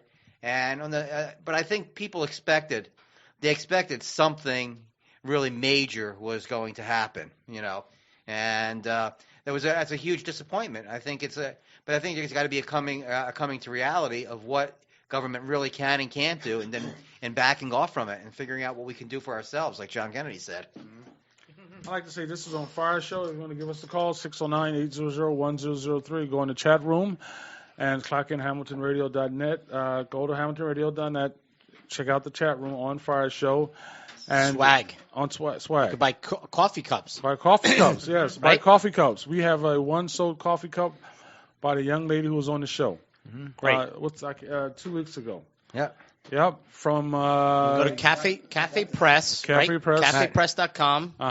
And And just go to OnFireNN.com. Yeah, well, On Fire News Network 2. Yeah, On Fire News Network 2, and you can go to On Fire News Network, and right on the right-hand side, you can see the cup there. You can take out all the T-shirts. This is perfect for Christmas. Perfect and if for you really Christmas. want to go over the top, you can get the On Fire December to Remember Lexus. Totally painted with the On Fire logo, $85,000. Wow. Yeah, if you'd like to sponsor or advertise on our show, please reach out to Joe. What's the email you can reach him on? You can reach me at, the best one is to do is Joe at MediaJams.net. Mm-hmm. And that's JAMZ. JMS. Oh, S. Sorry. S. And I just want to say, if you're going out there protesting for many future protests, go on the On Fire Show and buy yourself a coffee mug and stay warm. Oh, yeah, you can buy water bottles, too. Yeah, water bottles. Throw a coffee cup at the man. T-shirts, Yeah. sweatshirts. Yeah, we got T-shirts, sweatshirts, water bottles. So if you're going out there protesting, you might as well do it buy, right. Buy a T-shirt, buy a water bottle, and get warmed up and stay cool. But one of the things is that also it's happening in the city of New Jersey coming up on January 10th. The date was changed. Dr. Bernard Lafayette, he had a problem, so we had to change it to January 10th. It's going to be on East State Street at the Presbyterian Church of Trenton. What time? At 12 o'clock. 12 p.m., not 12 a.m., 12 p.m. Is that a change of venue? Yeah, change of venue, too. And then you can listen to our show that night with Frank Mara, the author. So he'll be a great guest coming on. That night? That night, January 10th. That's Tuesday night, right? No, it's Saturday. January 10th? Yeah. If my dates are off, then I'll have to January 13th is Frank. Yeah. That's Tuesday. Yeah. So, my bad. Yeah. This is On Fire Show. We'll be right back in a minute. God bless America.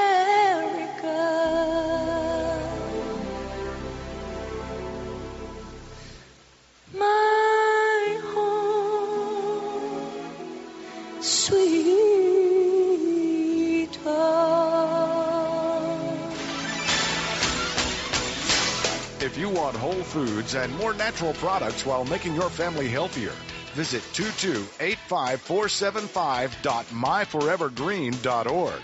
That's 2285475.myforevergreen.org. Do it today. Hey, you're back with On Fire Show. It's 10:09, and we're back with the crew here, and we're getting all excited because it's 10:09. We got a 10:09. I could be here all day, man. Oh, you I can be here all could day? talk all day. I love it. I love right. coming here. Oh, we can talk about so much with I you. love hanging out with you guys. Oh, wow. Thank you. And, a lot of stuff is going on. And what does Ron Paul talk about when he deals with the issue of torture? Has he talked about that ever? He talked. Well, let's go back in time. So when Osama bin Laden was the target, he wanted America to do follow the Constitution by doing mark and reprisal, which is to go after him specifically. It's not a war. Right. Okay. It's simply picking your target and going after your target, because that was the target at that time. Right. Torture-wise, I mean, he definitely is a peace person. So torture would not be in his repertoire of things that we should be doing. I mean, of course, you want peace on Earth, so you wouldn't need to torture people if everyone's treating everyone kindly and understanding that human rights is the most important thing in life. So When you think about the principles this country was founded upon, it wasn't founded upon the principles that these people we call Americans are entitled to these rights. You say these are rights that human beings have, and we're going to make sure that they are guaranteed within this country. right, natural rights. Yeah, natural rights. So people who are beyond this country still have these rights. They may not be being served to them, but they still have the basic human dignity that all men are created equal, and endowed by their Creator with certain inalienable rights. All men. So when all men, all people, all people. humans, right? All Human humans. right? Human so life. So when I think when you go, you say, great, we are this country that's founded on this very lofty principle, and then you take this, then you go around and torturing people in secret, and you're doing all these things. It undermines our moral credibility. It just it just says, yeah, these guys are, they talk out of one side of their mouth, and they sell a good game, and then they do something else. And I think that's the way we're perceived around the world, is that as being hypocritical. And that's the way we're perceived in our communities. We talk about laws. We talk about doing things that are right, but then when you see injustices and you can't get the law to deal with these things, it's kind of hard for young people and people in general to say, hey, why should I bother when you do right, you can't get anything done. So it's the same, you're dealing with this. You want them to abide by the Constitution. You want them to abide by the rights. When you abide by your rights and you still don't get no justice, there is nothing else for you to do. And I'm not condoning violence. I'm not condoning these things. I'm just saying that you can't have it both ways. You can't tell the people to do one thing and then you turn around and you do exactly the opposite or the same thing they're doing, but you justify what you're doing. Exactly. There's a guy who I don't usually agree with, but I had an interesting point. It's Alan Dershowitz, and this was, and he had, but this was back during, the waterboarding days. We were arguing about that one, and he had, and here the argument is, okay, somebody's got a nuclear device, and they know where it's at, and it's going to blow up Los Angeles. Right. What do we do about this? Right. Do we just let the guy slide, or do we torture him? And what he said, okay, if that's where you're going to go, and there's a determination that a number of lives are in jeopardy because of this, then at least do a torture warrant. Have somebody do, just like we go in America, go before a bench, say, this is the guy we're talking about, this is the case, and get a judge to at least do that so that you're not doing this behind closed doors, and it's this, it may not be, torture still may be immoral, but at least it brings it out in the open, and it contains it to what is on this warrant for this particular purpose to save millions of lives. And I thought he had a good point. But is that justifiable? How do you know what the credibility is of the lives being lost? Where do you get that information from that makes you be able to go get a warrant from a judge and say that this is in true fact? Mm-hmm. You know what I mean? So what is truth? What is truth? Well, we're trying to talk about it and bring up the issues here and have a conversation, no matter if it's right or wrong, or lead you to websites that you can research and question yourself. So, like I said, we always want to have good conversation on here. We want to have people call in, ask questions to us, or just join the conversation. We do have some great guests coming up in the next few weeks. Daryl, as far as tonight, we were supposed to have a special guest. I guess that did not happen. Yeah, Rabbi Newlander. Rabbi Newlander. Yeah, no, he didn't. He couldn't show up, and he's going to come by. And that was his name. I just threw a name out there, Newlander. But he's going to. He's def. That's why he didn't come by. Yeah. No, but he. We talked today, and he wants to come to the station. He does. I asked him, do you want to come over to? He can call in. Right. But he'd rather be at the station, have a conversation. He wants to come here for a special Christmas edition. Yeah. And tonight tonight I think is Hanukkah. It's Hanukkah. Tonight is Hanukkah, so happy Hanukkah to all the Jewish people out there You're Jewish, who are listening. Right? Shalom. I am Jewish. Shalom. My kids are going to Hebrew school, so a very good temple in Freehold. Okay. So it's a Temple good Sherry Emeth. Very good temple. Sherry Emeth. Yeah. It's a Reformed temple. Reform. Yeah. And then there's conservative, and then there's Orthodox. So there's like levels, just like almost all religions. They have levels of how religious you want to be.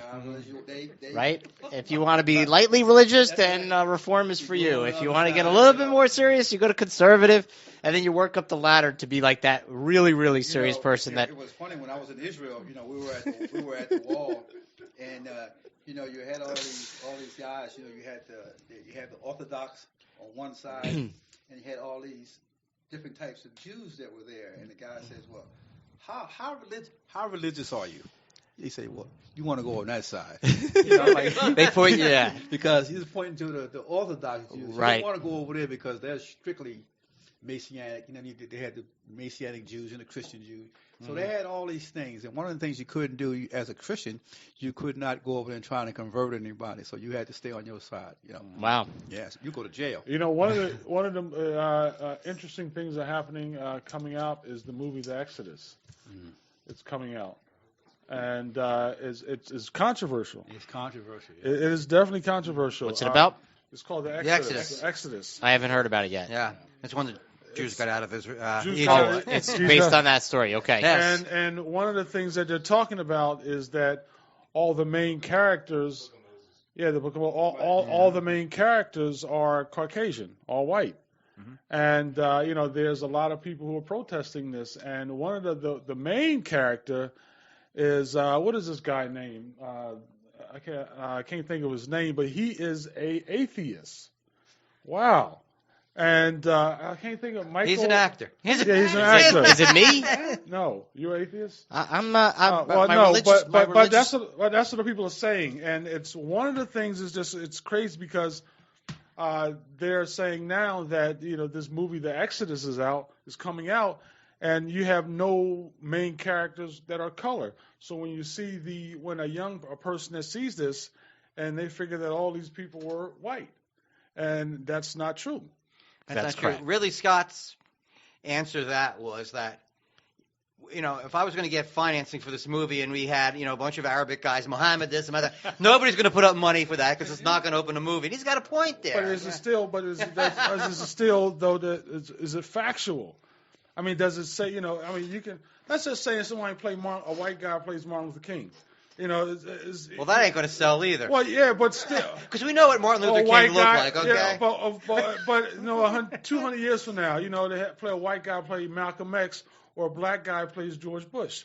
I mean, but it's kind of in a way messing with history, and so you have young kids thinking that this is the way, and then really it was the other way. I mean, I like factual movies. Well, what's the subtitle of that movie? It's Exodus, Gods and Kings. Is that what it is? Yes, Exodus, Gods and Kings. What is it? I don't understand what this thing is. Gods and Kings is. There's one God. One God. There's one God. There's not gods in this thing. But not in the Egyptian is gods. The Egyptians had gods. I know they had gods. Greeks had gods. Right, but I took it to be God against Pharaoh.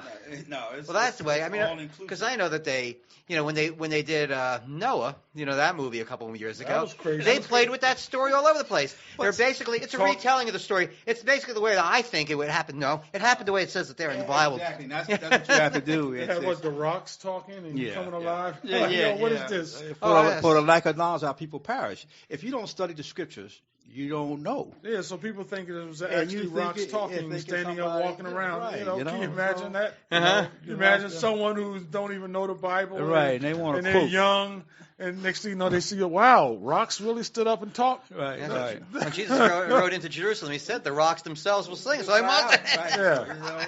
But the sea parted, right? And that's when you take Part of the Yes, it sea. Part of yeah, the sea. Yeah, but Yeah, see, I parted the sea one time. I assume that was low. There's blasphemy for you. There's blasphemy. watch out now. But you have that all the time. People don't want to study. They like I always say, there's a thing called memes, M-E-M-E. We do things that we don't know why we do them, and we keep repeating them. So it's just like a virus. It gets in you, and you keep on doing it, and you're saying things. Well, it's a program. It's a program that reruns itself. And it It's reruns like itself. So what is truth? Truth is only what you believe it is. You haven't talked about it. You haven't studied it. And most kids won't read. Or most people don't want to read and study something. They'd rather have Hollywood show them, and they get the visual, and they think it's Hollywood. or they regurgitate what the news has told And them. what the news has said. And Right. So they have no their belief system is based on, you're supposed to know why you believe Right. something. So if the news said it, does it make it right? Is it true? No. All Ron right. Paul, non-interventionist. That's Non-interventionist. That's exactly what Pilate said. What the trade says. He said the Jews. He goes, "What is truth?" What is And he told it to him. He goes, "You guys say you're this. You guys, I just want to settle this so that I get to go back inside and keep my job." What did he say? He stuck his hand in the water. Yeah, right. What is That truth? was it. Get out of here. Get out. Yeah, and But the movie, I don't know whether I'm going to support it or not, but I like the big movies. and I like to look at it myself and see what's happening. Well, my favorite movie was, of course, Atlas Shrugged. That's just finally finished up its series. It's a 3-part series that talked That's about. your favorite movie ever? It's my favorite book. Okay. I mean, the turning it into a movie, of course, takes away some of the meat of the book, but still a great storyline about the individual, just understanding that they have rights over everyone. I mean, they have rights. It's just the Atlas Shrugged, and then it's a 3-part series. Recommend reading the book, but it's a pretty thick book, and it takes about a year to read because it's one where deep thoughts happen in terms of life and where you are in life and what you should be as a person. So, but I don't know. I mean, Exodus, I might go check it out and see what it's about because I'm kind of – my kid's going back to Hebrew school. It's kind of – I'm becoming a born-again Jew. Is what I tell people. Wow. I think I'm the only born-again Jew out there. Sure. So you become born-again anything. But, maybe we should add like a OnFire weekly film review segment. Exodus. Yeah, definitely. And I think it's a movie that is going to be definitely interesting. You see a lot of the graphics, and it's got great graphics. Maybe we can get invited to premieres and red carpet events. Oh, yeah. And what also is coming up is in February is I want to tell everybody about the CPAC convention.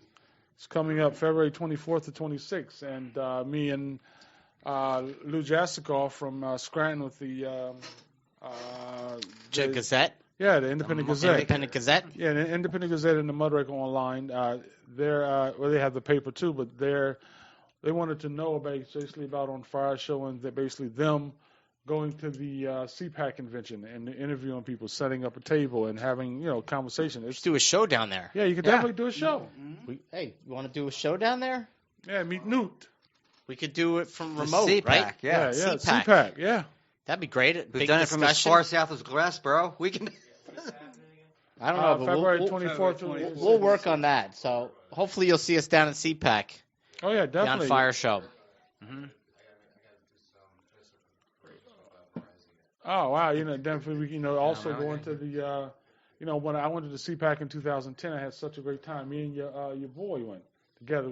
Palmieri? Yeah, Dave Palmieri. Dave Palmieri. He's John Galted out of here. I haven't spoken to him in a while. I keep calling him, and I feel like he's disappeared like a true John Galt. Wow. He lives in my town, but he's been busy with business. He lives business. in your town? Yeah, he lives in my town. But I thought he lives up North Jersey. No, he lives in Millstone. Where's he at? In Millstone. Yeah, Millstone's a beautiful area. Give me his address. I'm knocking on his door. Yeah. We went down to me and a guy named Delonte. He was down there for like 2 or 3 days. It was 2 days, and we stayed with one of his friends from I don't know. He was one of his friends, and we had the nicest time. I got drunk. He had a lot of beer in the freezer. He said we can have everything. In the refrigerator. So, of course, Darryl goes for the beer. Yeah, he goes for the beer. And we talked great politics. We stayed up 2, 3 o'clock in the morning talking politics. Yeah. And it was a great house he stayed in. And one of the things about his house that you had to have a background check to live on his street. That's crazy. I mean, if you because you had judges and famous people or political individuals that lived on his street.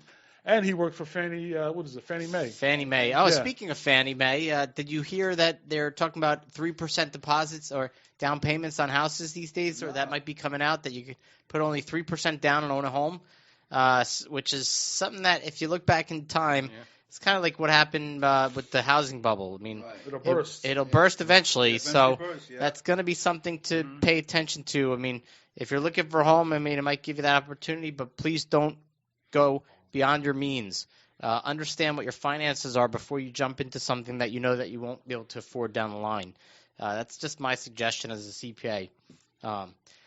So just be aware that that's going on, and we'll see where that leads us to. Yeah, because you're not really going to own that home. You're going to have a tiny little bit of equity, and they'll take that away from you. So.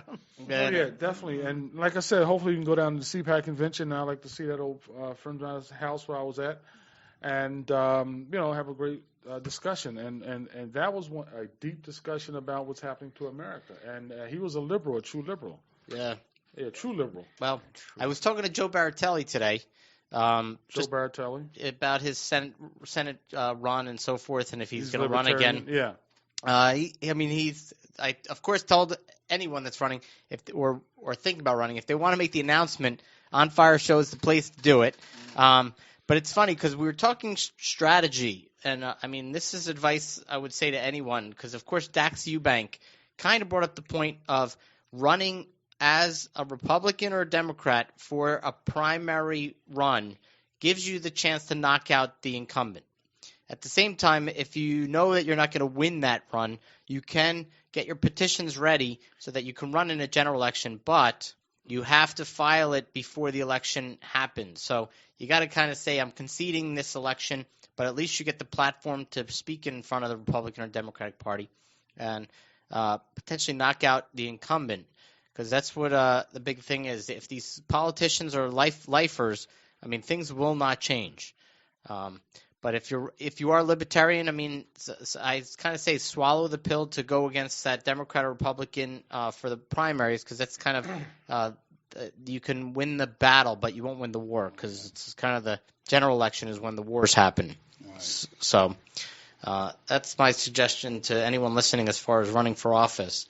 And like I said, we have coming up next week Art Thompson, CEO of the John Birch Society. How the free trade agenda affects you? Yeah, and he's a great guest to have on. If you're familiar with the John Birch Society, you'll know who Art Thompson is. If you're unfamiliar with the John Birch Society, then of course listen in. You'll get to hear the CEO from the John Birch Society speak. They do come out with a paper. It's an index report that ranks all the politicians on their voting record. As far as how well they vote on any bill related against the Constitution. Right. Yeah. And they'll rank them as a very strict constitutionalist to a non-constitutionalist.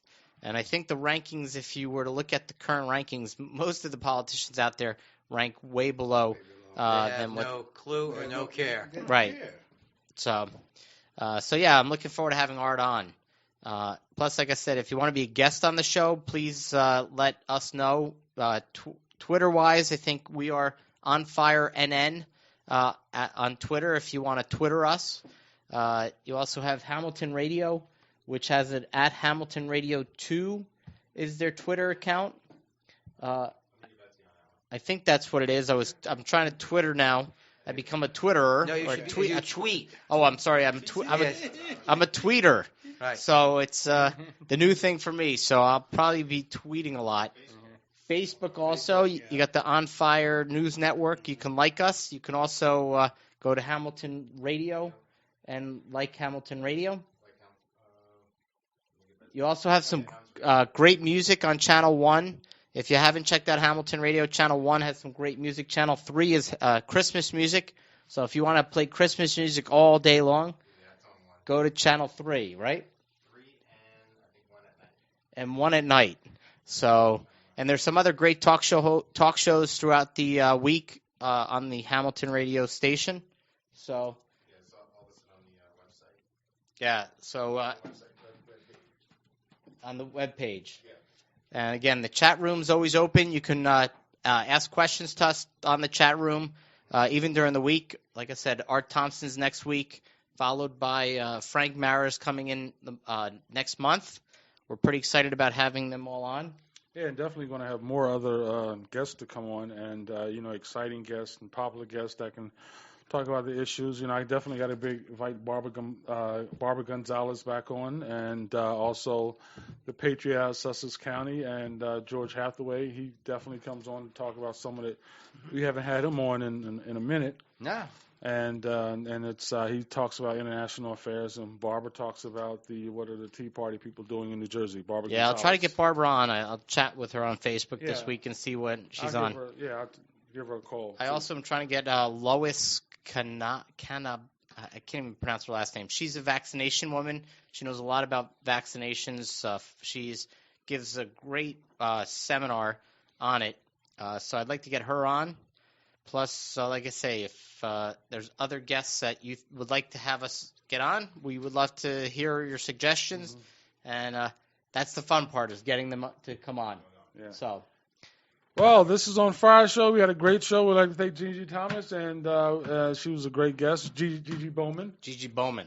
Yeah, Art Thompson. Art Thompson, and it's been a great show, and it's getting late, and my chickens need to be fed. So that's right. And chickens come home. Yes, we didn't talk about my chickens, right but till they come home to roost.